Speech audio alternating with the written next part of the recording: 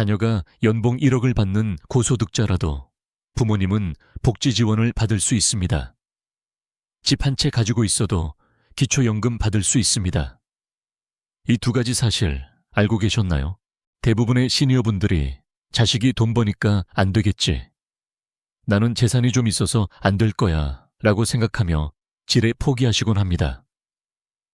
하지만 2026년 1월 1일부터 세상이 바뀌었습니다. 오늘 이 영상에서 여러분이 몰랐던 그 틈새를 아주 명확하게 짚어드리겠습니다. 기억하세요. 정보가 없으면 돈이 새나가고 정보가 있으면 돈이 들어옵니다. 이 말이 오늘 영상의 핵심입니다. 평생을 자식 뒷바라지하고 대한민국이라는 나라를 일궈내느라 정작 본인의 몸 하나 돌볼 겨를 없었던 우리 시니어 여러분, 혹시 지금 이런 생각 하고 계시진 않나요? 내 노후는 왜 이렇게 불안할까? 통장 잔고는 줄어만 가는데 기댈 곳은 하나도 없구나. 자식들에게 손 벌리기는 미안하고 그렇다고 혼자 버티자니 숨이 턱 끝까지 차오르는 그런 기분 말입니다. 자, 오늘 이 영상을 끝까지 보신다면 그 불안감의 절반 이상은 반드시 덜어낼 수 있을 겁니다. 2006년 1월 1일, 새해 아침이 밝으면서 국가가 여러분에게 드리는 아주 특별한 약속이 시작됐거든요. 이건 단순한 용돈 벌기가 아닙니다. 여러분이 평생 이 나라를 위해 헌신한 대가로 당당하게 요구할 수 있는 국가의 안전장치이자 생존의 열쇠입니다. 우리가 흔히 복지라고 하면 가난한 사람들만 받는 거 아니야? 혹은 절차가 복잡해서 나 같은 사람은 못해 라고 생각하며 지레 포기하시곤 하죠. 하지만 오늘 제가 소개해드릴 정보는 다릅니다.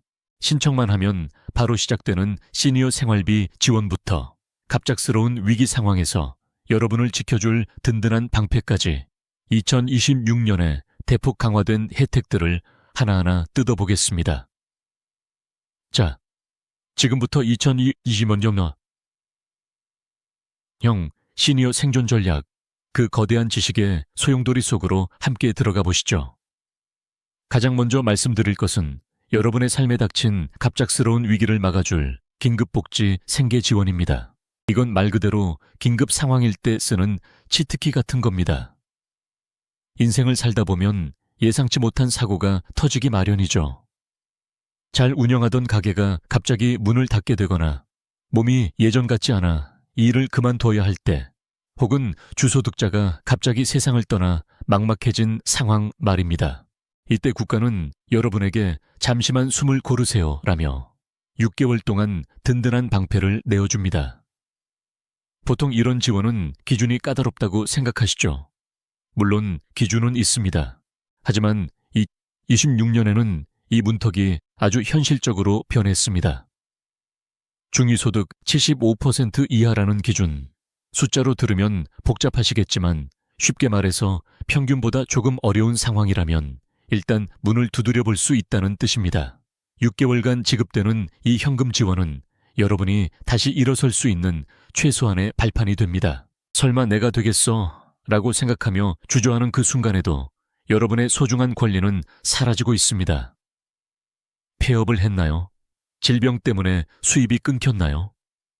그렇다면 지금 당장 주민센터로 달려가 이 6개월의 방패를 요청하셔야 합니다. 그런데 이런 걱정을 하시는 분들이 계실 겁니다. 나는 6개월 지원받는 걸로는 부족해. 앞으로가 더 막막해 하시는 분들이요. 자, 지금부터 말씀드릴 내용이 바로 그분들을 위한 겁니다. 조건부 기초생활보장 제도입니다. 이건 일회성 지원이 아니라 여러분의 삶을 지속적으로 지탱해주는 아주 단단한 기둥입니다. 여기서 정말 중요한 이야기를 해드려야겠습니다. 이건 많은 분들이 모르는 내용입니다. 예전에는 자식이 돈 잘 버니까 부모는 지원 안 해줘 라는 이른바 부양 의무자 기준 때문에 눈물 흘리며 발걸음을 돌린 분들이 정말 많았습니다. 하지만 이제 시대가 바뀌었습니다. 2026년의 복지는 실질적인 형편을 봅니다. 제가 처음에 말씀드렸죠. 자녀가 고소득자라 하더라도 실제로 부모님을 부양하지 않고 있다면 여러분은 당당하게 지원을 받을 수 있습니다. 이게 바로 2026년에 바뀐 핵심입니다. 특히 조건부라는 말이 붙은 이유는 여러분의 자존감을 지켜드리기 위해서입니다. 일할 의지가 있는 시니어분들에게는 일자리를 연계해주고 그 과정에서 생계비를 지원받는 구조죠.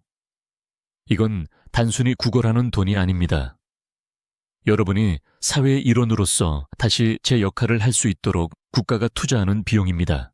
생계급여부터 의료급여까지 한 번의 신청으로 이 모든 혜택이 그물망처럼 연결됩니다. 자, 이제 좀 더 적극적인 소득 창출 방법을 알아볼까요? 이것도 많은 분들이 모르는 제도입니다.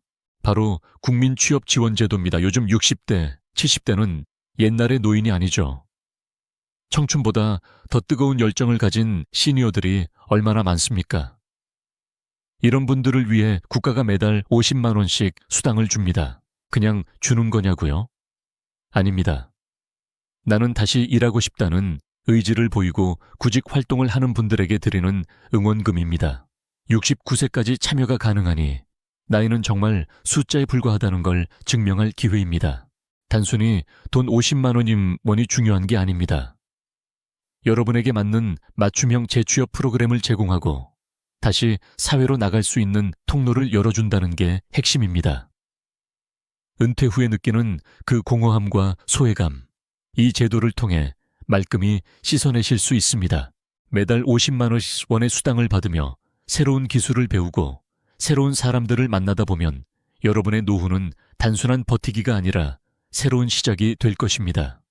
자, 여기까지가 들어오는 돈을 늘리는 방법이었습니다. 지금부터는 나가는 돈을 막는 방법입니다. 이게 사실 더 중요할 수 있어요. 고정지출의 마법 같은 감소. 이것이야말로 실질적인 생활비를 버는 가장 똑똑한 방법입니다. 겨울만 되면 난방비 무서워서 보일러도 마음 편히 못 켜시는 분들 많으시죠? 이제 에너지 바우처를 꼭 챙기십시오. 따뜻한 겨울나기는 럭셔리가 아니라 기본권입니다.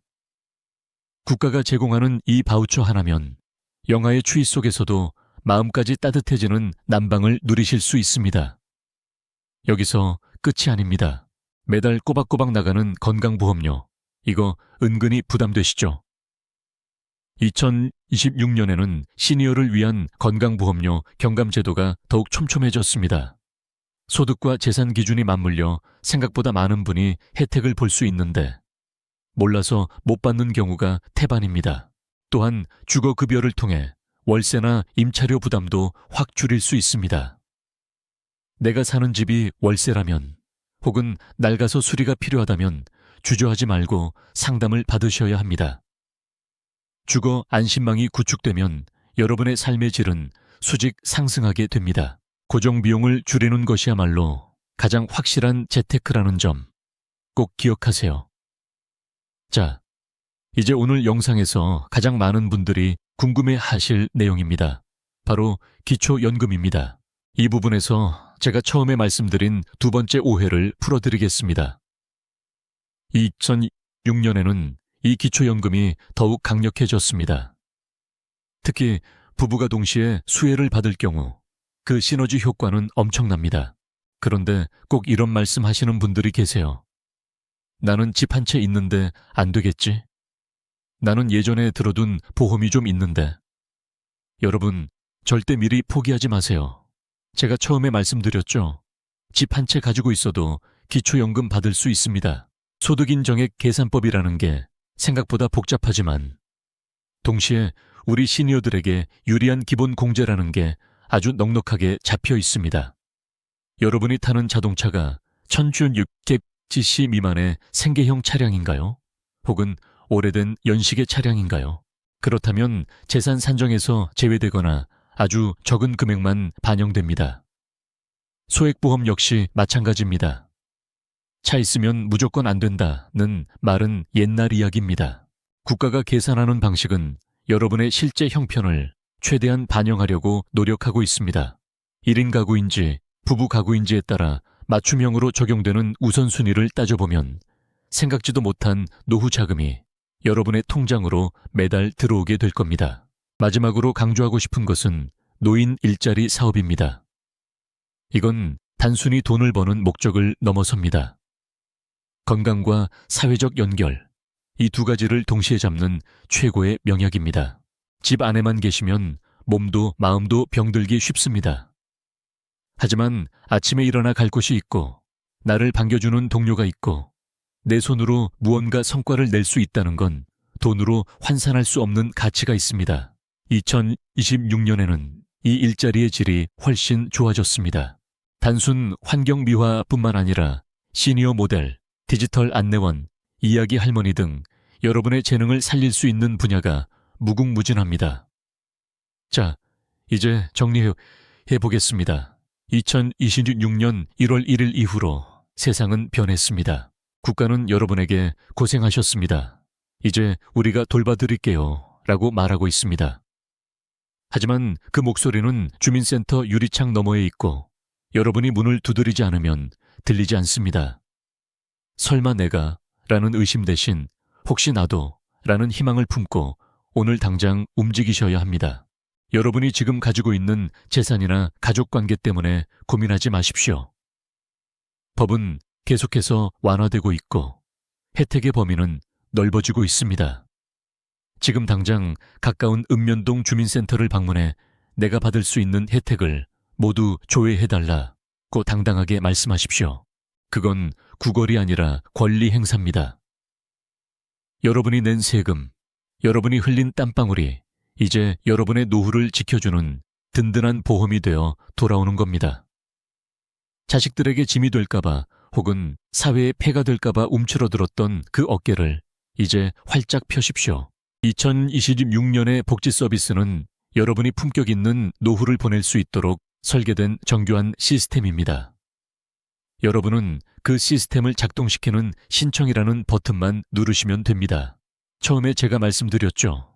정보가 없으면 돈이 새나가고 정보가 있으면 돈이 들어온다고요.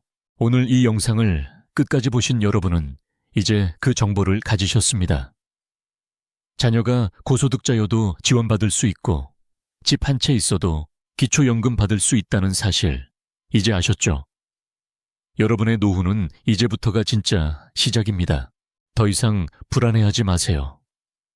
대한민국이라는 나라가 그리고 오늘 제가 알려드린 이 수많은 제도들이 여러분의 든든한 백이 되어줄 테니까요. 주민센터 가실 때 팁 하나 드릴게요. 그냥 맨몸으로 가지 마시고 본인의 상황을 간단히 메모해서 가보세요. 현재 사는 집의 보증금, 타고 다니는 차의 배기량, 그리고 정기적으로 들어오는 소득 같은 것들 말이죠. 상담원에게 구체적으로 물어볼수록 여러분이 받을 수 있는 혜택은 더 명확해집니다. 나 이런 상황인데 뭐 받을 거 없어? 라고 묻는 것보다 내 상황이 이러이러한데 2026년에 새로 바뀐 지원제도 중에 나한테 해당되는 게 있을까? 라고 물어보시는 게 훨씬 유리합니다. 자, 망설일 시간이 없습니다. 지금 바로 여러분의 권리를 찾으러 가보시는 건 어떨까요? 여러분의 빛나는 노후를 진심으로 응원합니다. 오늘 내용이 도움이 되셨다면 주위의 소중한 분들에게도 널리 알려주세요. 여러분의 공유 한 번이 누군가에게는 생명줄이 될 수도 있습니다. 시청해 주셔서 진심으로 감사합니다.